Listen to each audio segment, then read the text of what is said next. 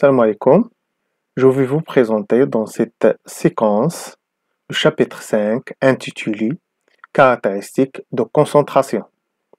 Dans ce chapitre, on va voir les caractéristiques de concentration et de la répartition des valeurs prises par la variable statistique. Donc, on peut voir, par exemple, la concentration des salaires, la concentration du revenu, ou bien la concentration de production. D'une manière générale, on va voir la concentration des valeurs prises par la variable statistique. Car tout simplement, la moyenne par exemple, la variance, ne nous permettent pas de bien décrire ce caractéristique de concentration des valeurs prises par la variable statistique. La médiane. C'est quoi la médiane?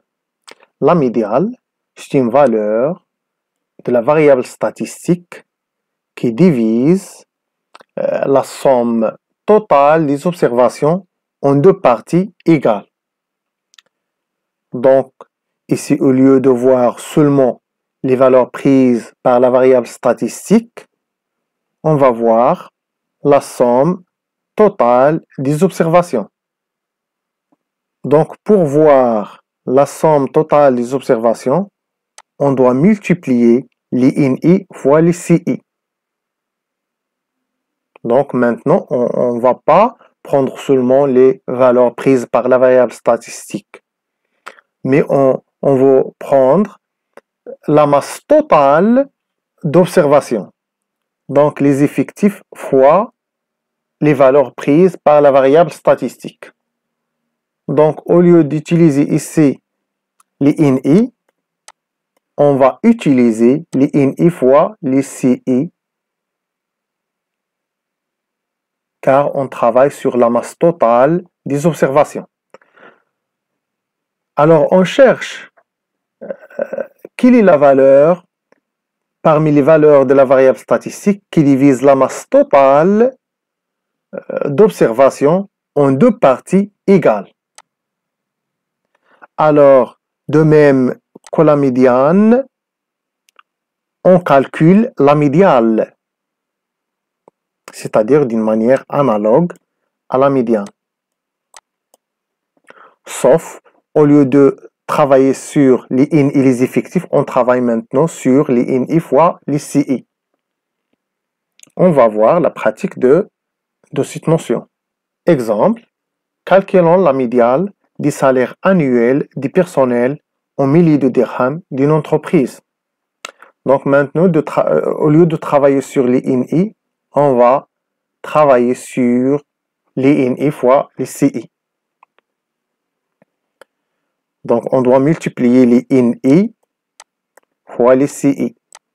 12 fois 45 est égal à 540. Et on continue de même façon jusqu'à le dernier élément. Ici, au lieu de calculer les INI cumulées croissantes, on va calculer les INI fois CI cumulées croissantes.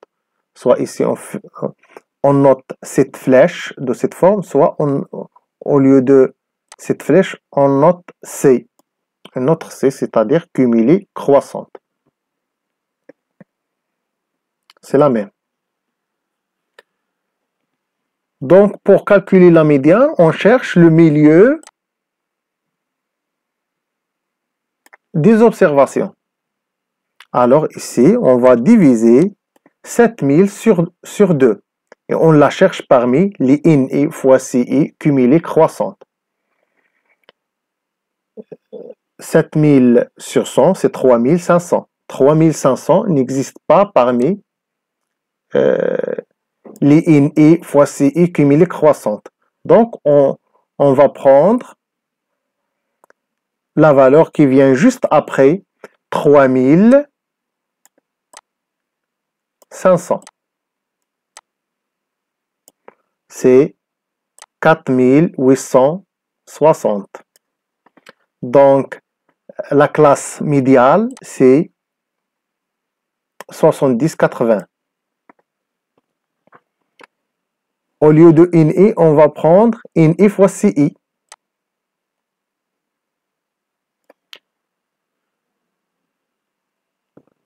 Au lieu de INI moins 1 CC, cumulé croissante, on va prendre maintenant INI moins 1 CI moins 1, cumulé croissante. C'est 2610. AI, c'est 80 moins 70. On va voir la formule, puis on cherche ces valeurs dans ce tableau. Donc, on prend la moitié des observations totales. C'est 3500. On cherche cette valeur parmi les effectifs cumulés croissantes d'INI fois CI.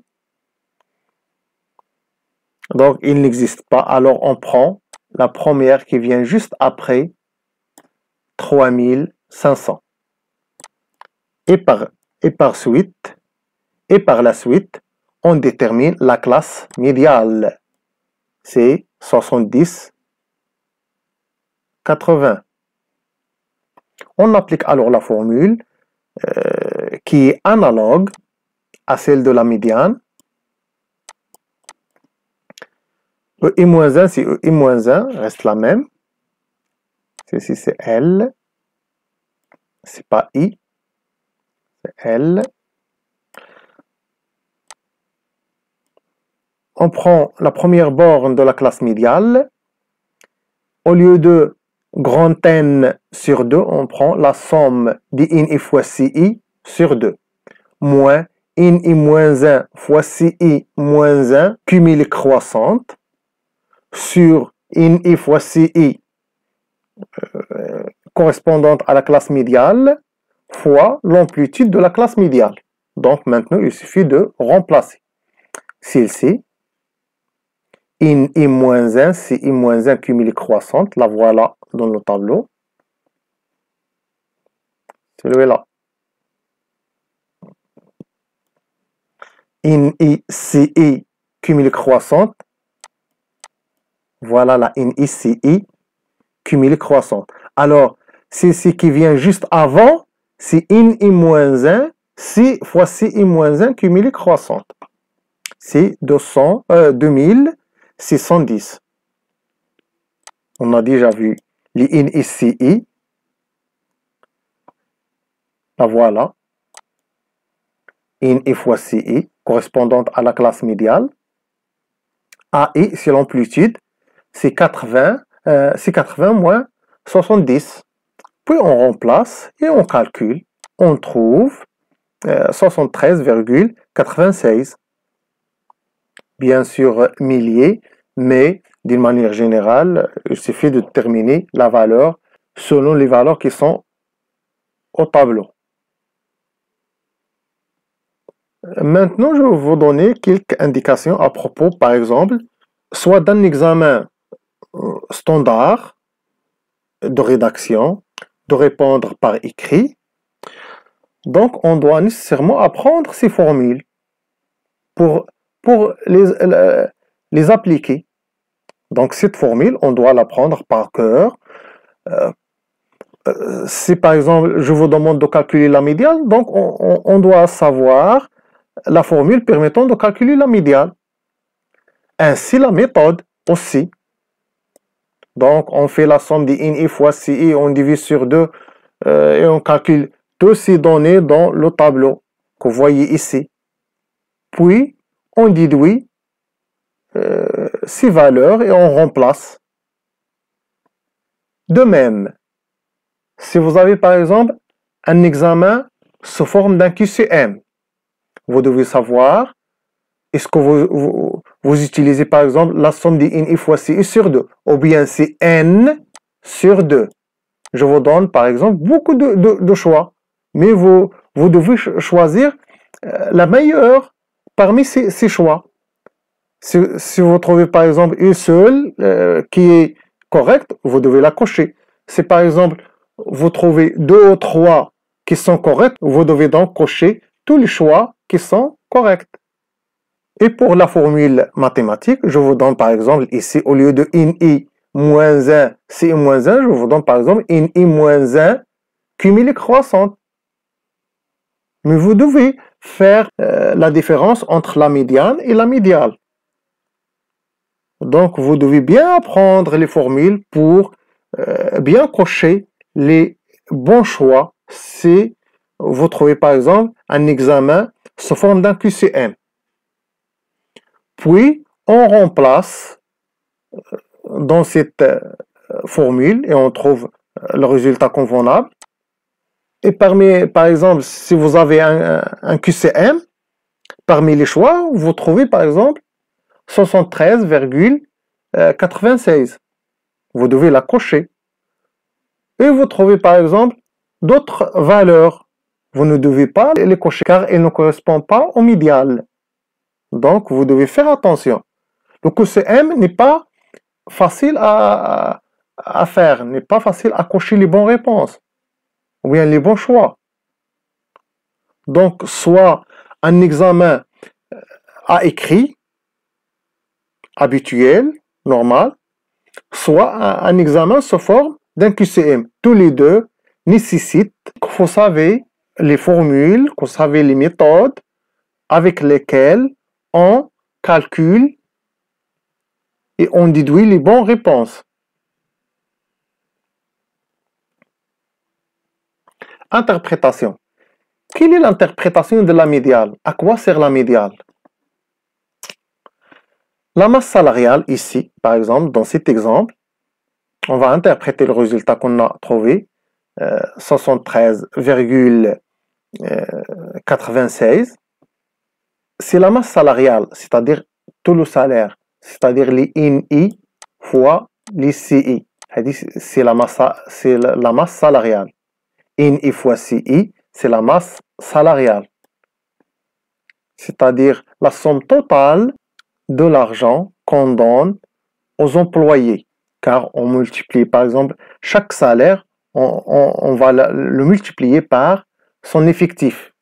Donc l'interprétation, c'est la masse salariale de l'entreprise versée annuellement, ici, dans cet exemple, c'est annuel, annuellement aux employés, montre que le partage en deux blocs égaux, c'est-à-dire la somme de l'argent qu'on donne est divisée en deux parties égales, s'effectue par la valeur 73 000, car il est déjà en milliers. On a dit que les valeurs représentées au tableau sont en milliers de dirhams.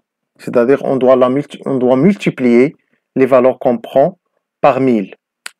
Donc, 73 960 dirhams, c'est la somme de l'argent qui divise la masse totale de l'argent versée annuellement aux employés en deux parties égales. Autrement dit, la moitié de la masse salariale est reçue par le personnel de cette entreprise est inférieure à 73 960 dirhams. Et l'autre moitié est reçue par ceux qui ont un salaire supérieur à 73 960 dirhams. Alors, maintenant, pour calculer la concentration, on va suivre cette démarche. La première étape, calcul de la médiane de la série. Donc, la valeur qui divise les valeurs prises par la variable statistique en deux effectifs égaux au niveau de l'effectif. Calcul de la médiane, c'est-à-dire la valeur qui divise la masse totale des valeurs prises par la variable statistique en deux parties égales.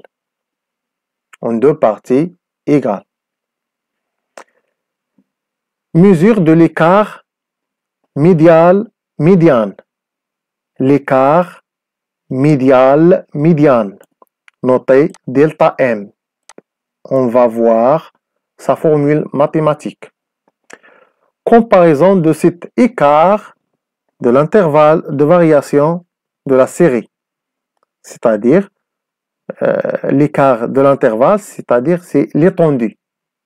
Étendue. C'est-à-dire, on compare delta M, l'écart médiane, par l'étendue de la variable statistique. Calcul de la concentration de l'exemple précédent. On a déjà calculé la médiane, déjà calculé la médiane. Donc maintenant, on va calculer l'écart intermédiaire, delta M. L'écart médiane. C'est la différence entre médiane moins médiane est égal à 2,63. L'étendue de la variable statistique, c'est la plus grande valeur moins la plus petite valeur. On revient au tableau pour voir. Donc, la plus petite valeur, c'est 40. La plus grande valeur, c'est 100. Donc, l'étendue est égale à 100 moins 40. 100 moins 40. Ici, on va voir la comparaison entre delta M et l'étendue. C'est-à-dire, on divise delta M sur l'étendue. C'est bien, c'est ça la comparaison ici. On trouve ici 0,043. En général, cet indice I qui est égal à delta M, l'écart médiane sur l'étendue, est une valeur comprise entre 0 et 1. Donc, vous devez faire attention, par exemple, si c'est un examen, par exemple, un QCM, je peux donner I est compris entre 0 et 1, vrai ou faux. I supérieur à 1, vrai ou faux. I peut être inférieur à 0, vrai ou faux. Donc, vous devez faire attention. Si on vous donne, par exemple, une question standard, vous devez savoir cette formule pour répondre aux questions ou bien pour calculer cet indice. Et si on veut interpréter cet indice, s'il est proche de 0, il n'est pas concentré.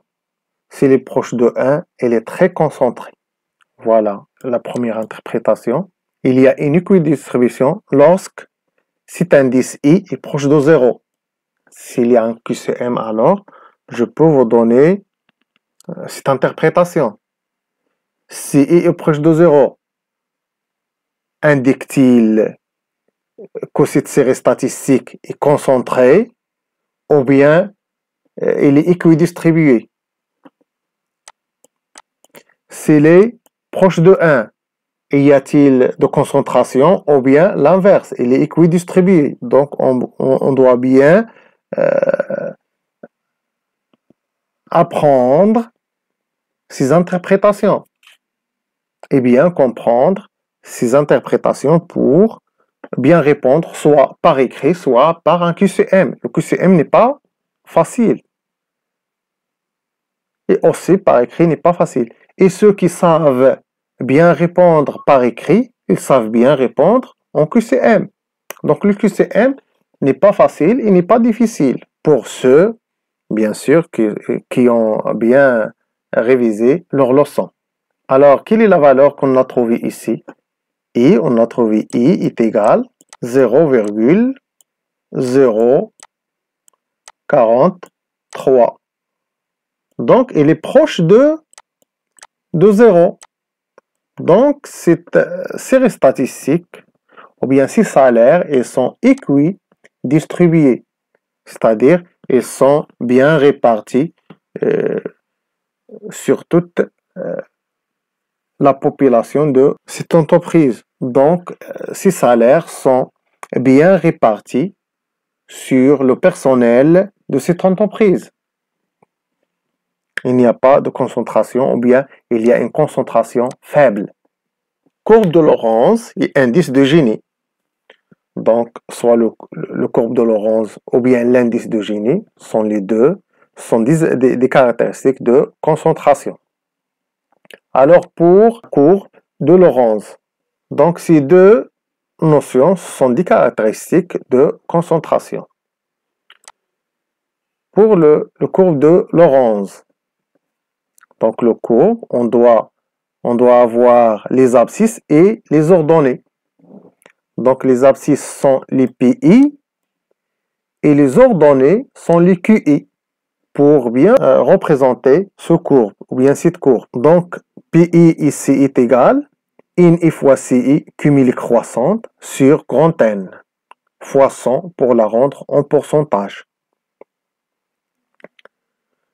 Pour les QI, c'est les INI fois CI cumulé croissante, mais ici sur la masse totale des observations de la variable statistique, c'est-à-dire la somme des INI fois les CI, et enfin on multiplie par 100 pour la rendre en pourcentage. Alors, pour calculer PI, on doit calculer INI fois CI, puis on calcule les INI, voilà, les INI fois CI, puis on calcule les INI fois CI cumulé croissante, non, et voilà. INI fois CI cumulé croissante, donc chaque fois on ajoute jusqu'à la fin. Donc ceci doit être égal à celle-là.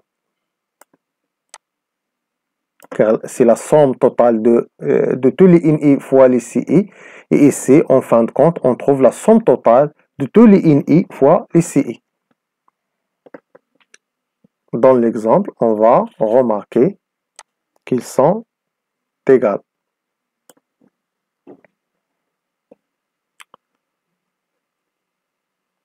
Donc ici, il suffit de prendre la première puis la diviser sur grand N. La deuxième, il la diviser sur grand N, multiplié par 100. La troisième est divisée par N et multiplié par 100 pour qu'il devienne sous forme d'un pourcentage.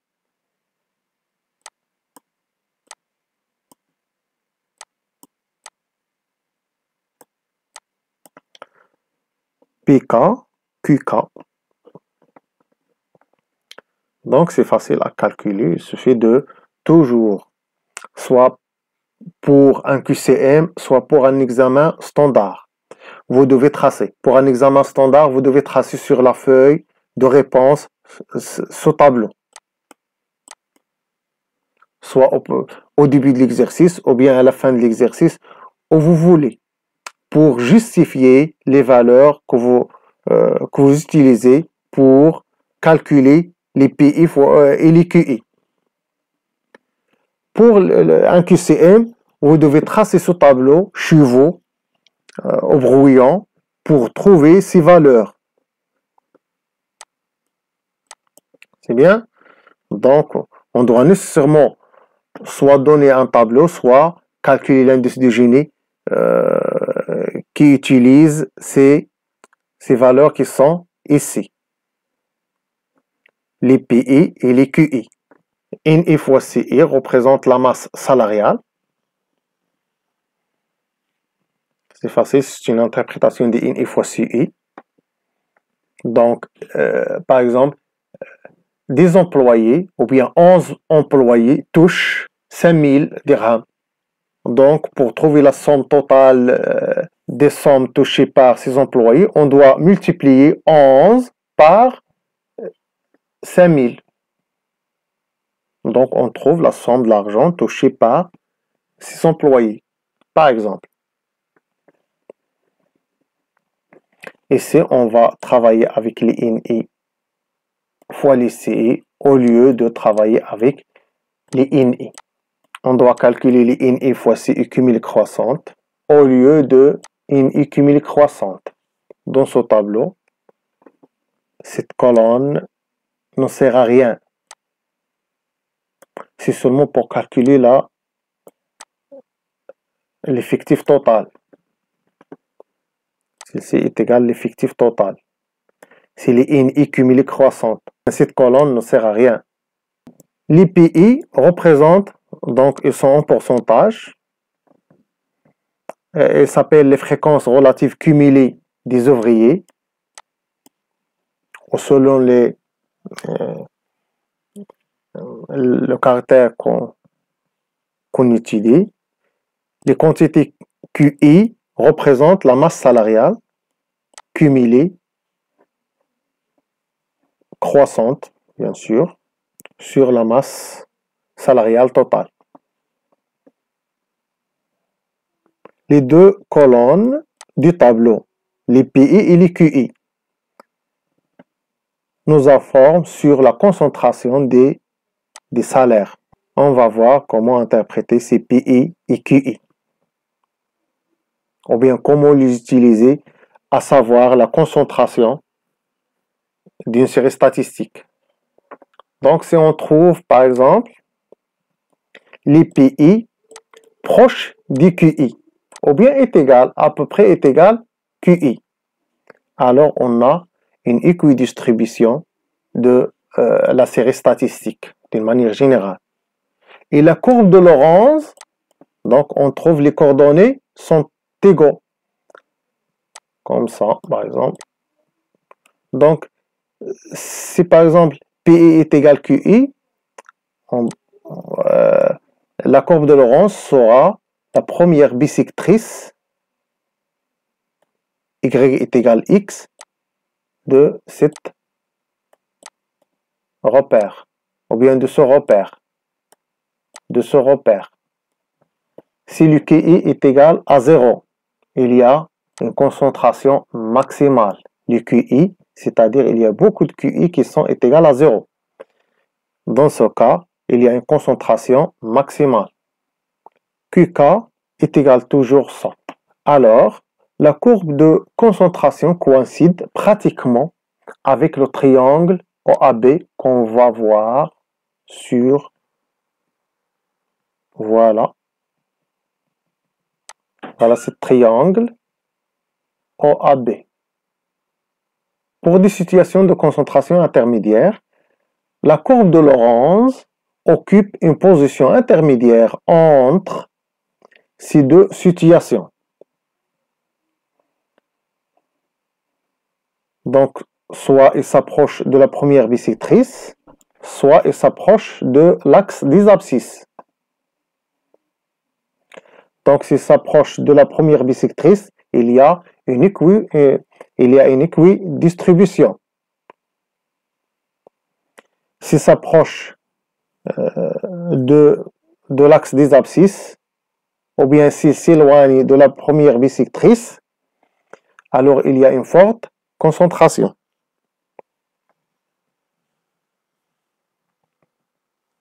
Ici, s'il s'approche de la première bisectrice, voilà la première bisectrice.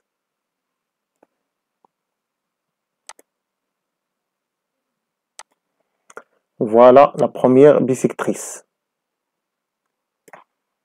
Et voilà la courbe de Lorenz. Je vais la colorer avec cette couleur. Voilà la courbe de Lorenz.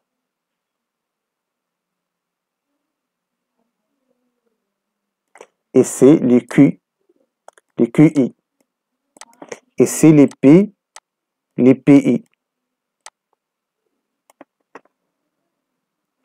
P1, Q1, P2, Q2. L'intersection nous donne un point qui appartient à la courbe, ou bien aux courbes de Lorenz. Donc, si cette courbe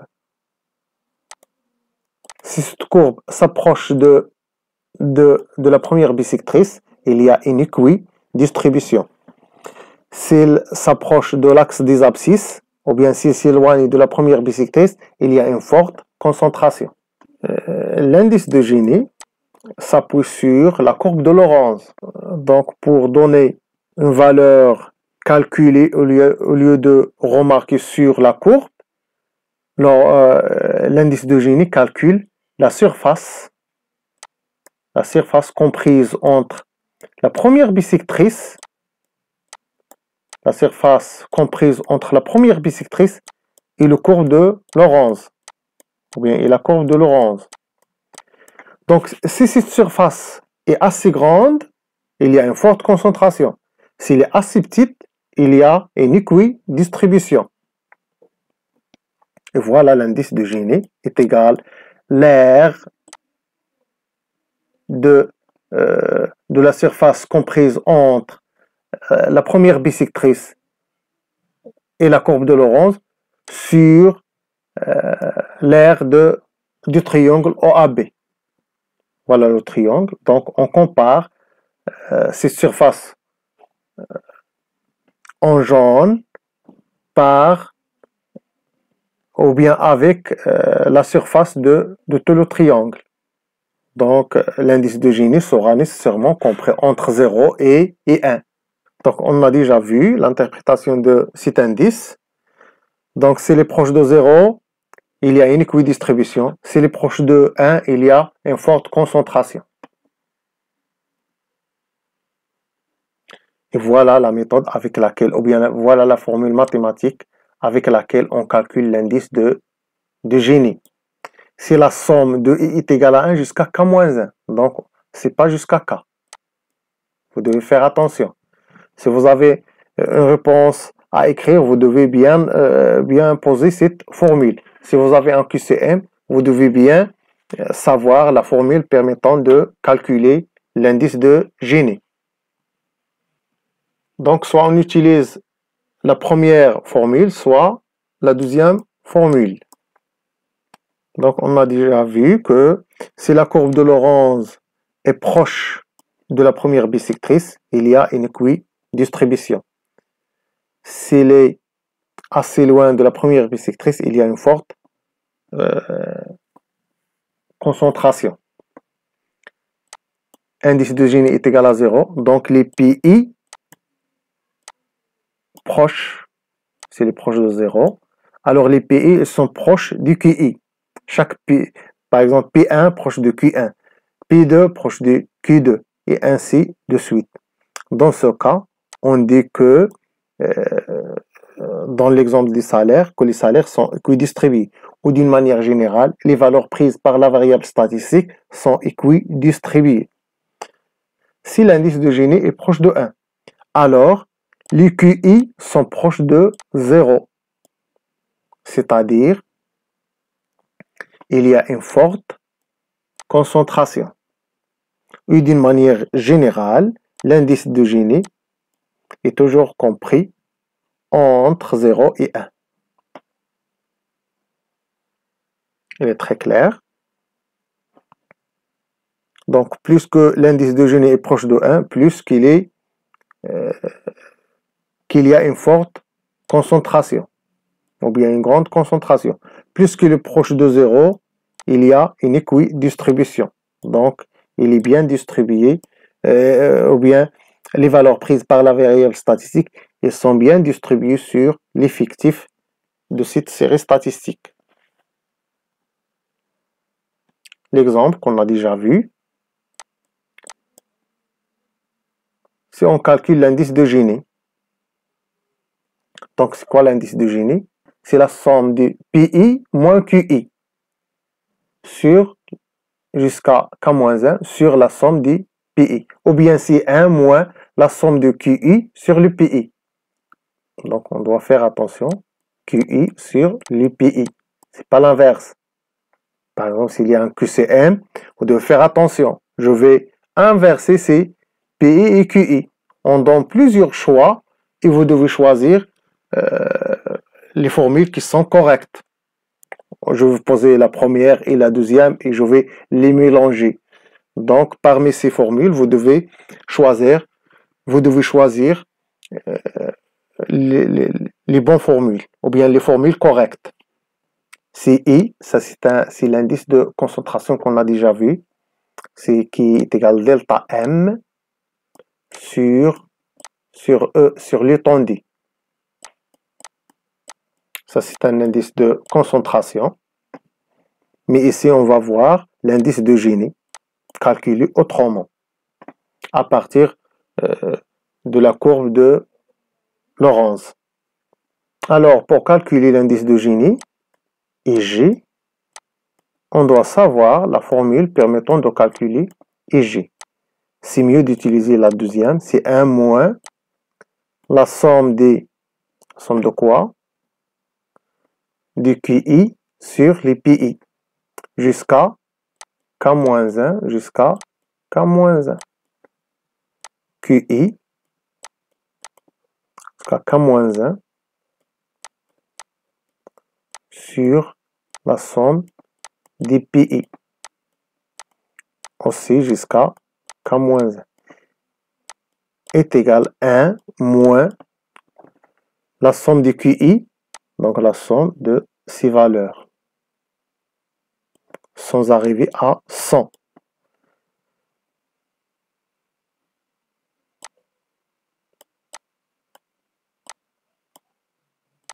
Ici. Et la valeur qui vient ici, c'est la somme des PI.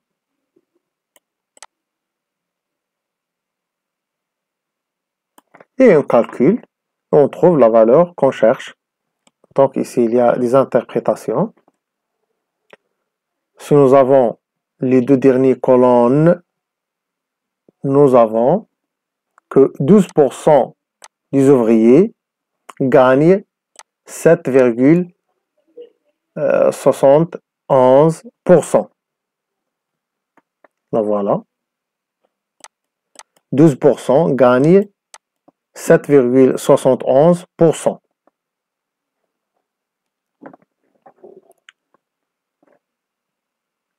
du total des salaires. Et 26% des ouvriers gagnent 18,71%.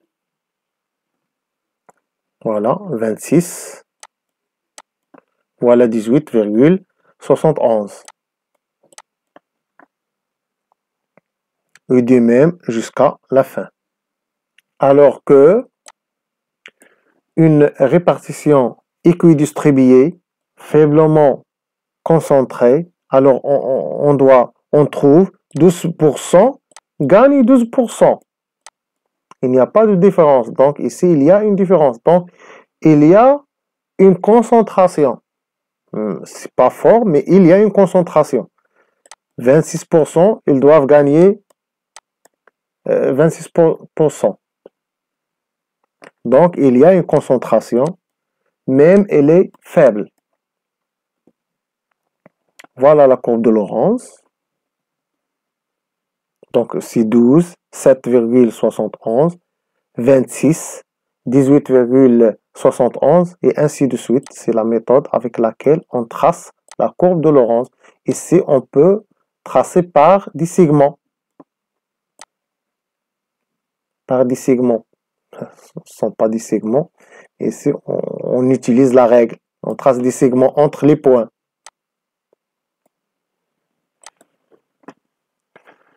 Enfin, on trouve 100%. Toujours, ce point existe ici. 0 et 100%. L'indice de Gini, c'est 1 moins la somme du QI sur la somme du PI, jusqu'à K-1, K-1. J'avais déjà vous montré comment calculer cet indice. Donc, il est égal à 0,122. Donc, cet indice montre qu'il y a, il est proche de 0, il est assez loin de 1. Donc, ici, on compare cette valeur par 0 et 1. Il est proche de 0 que 1, donc il y a une faible concentration des salaires dans cette entreprise. Alors, je vous souhaite bon courage et essayez de bien apprendre les formules mathématiques, soit pour les utiliser dans un QCM, soit pour les utiliser dans un examen standard à écrire. Et bon courage. S'il y a des questions, n'hésitez pas à les poser.